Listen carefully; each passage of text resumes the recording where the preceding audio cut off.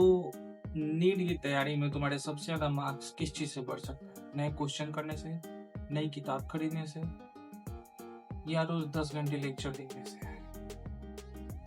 नहीं, तुम्हारे मार्क्स बढ़ेंगे उन क्वेश्चन से जिन्हें तुम गलत कर चुके हो।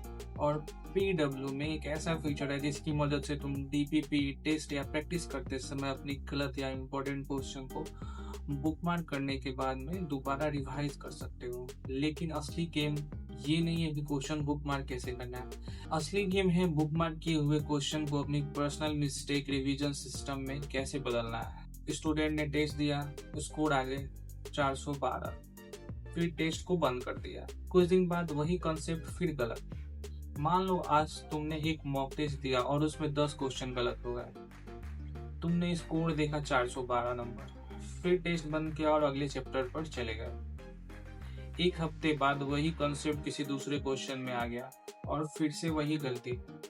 अब सोचो अगर तुम्हारे पास उन 10 गलत क्वेश्चन की एक ऐसी जगह होती जहां तुम उन्हें बाद में आसानी से रिवाइज कर सकते, तो तुम्हारी प्रिपरेशन कितनी अलग होती।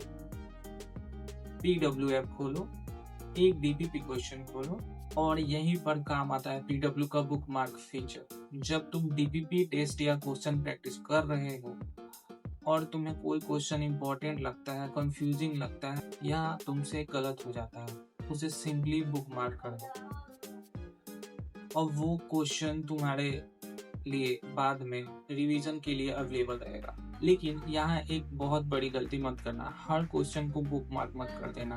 अगर तुमने 500 क्वेश्चन सॉल्व किए और 500 के 500 बुकमार्क कर दिए तो रिवीजन के टाइम तुम्हारा बुकमार्क सेक्शन एक नया सिलेबस बन जाएगा। इसलिए बुकमार्क का इस्तेमाल स्मार्ट तरीके से करो।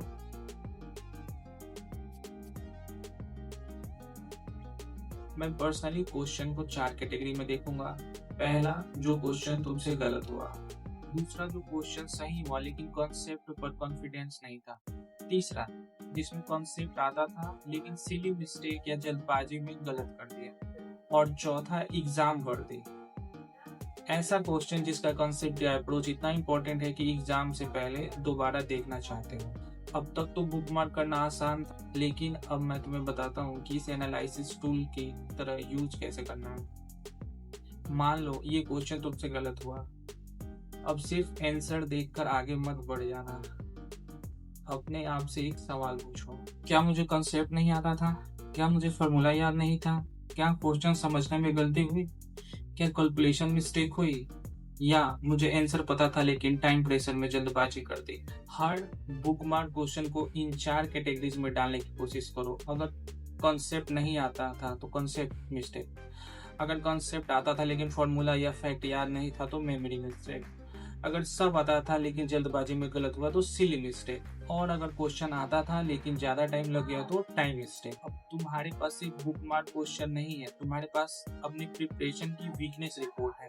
वैसे अगर तुम नीट की प्रिपरेशन कर रहे हो और फ्री पीडब्ल्यू के हिडन फीचर और फ्री रिसोर्सेज की प्रैक्टिकल ट्रिक चाहते हो तो चैनल को भी सब्सक्राइब कर लो, क्योंकि अगली वीडियो में हम इसी तरह के ऐसे फीचर्स देखेंगे जो प्रिपरेशन को थोड़ा ज्यादा स्मार्ट बना सके। अब सबसे इम्पोर्टेंट पार्ट है इन बुकमार्क क्वेश्चन को रिवाइज कब करना है। मेरी सजेशन है कि इन्हें सिर्फ एग्जाम से एक दिन पहले मत खोलना। जिस दिन क्वेश्चन गलत हुआ उसे मार्क करो, कुछ दिन बाद दोबारा देखो और फिर वीकली रिवीजन में वापस देखो और फुल मॉक टेस्ट के पहले अपने बुकमार्क क्वेश्चन को एक बार जरूर रिवाइज कर लो।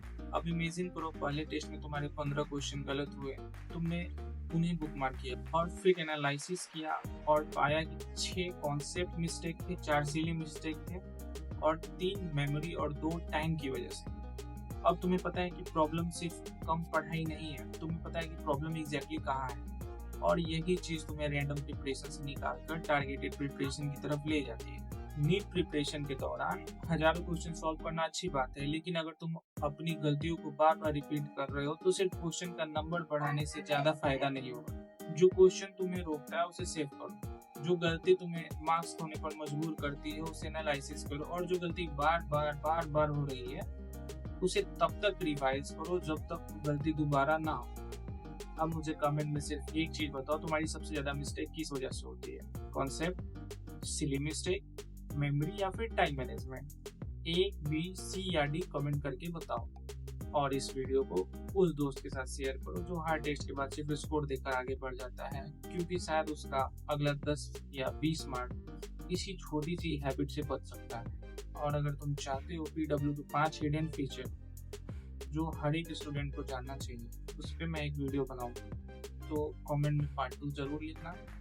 और ऐसे ही PW से जुड़े कंटेंट और नीट से जुड़े हुए कंटेंट के लिए इस चैनल को सब्सक्राइब कर लो। Thank you guys.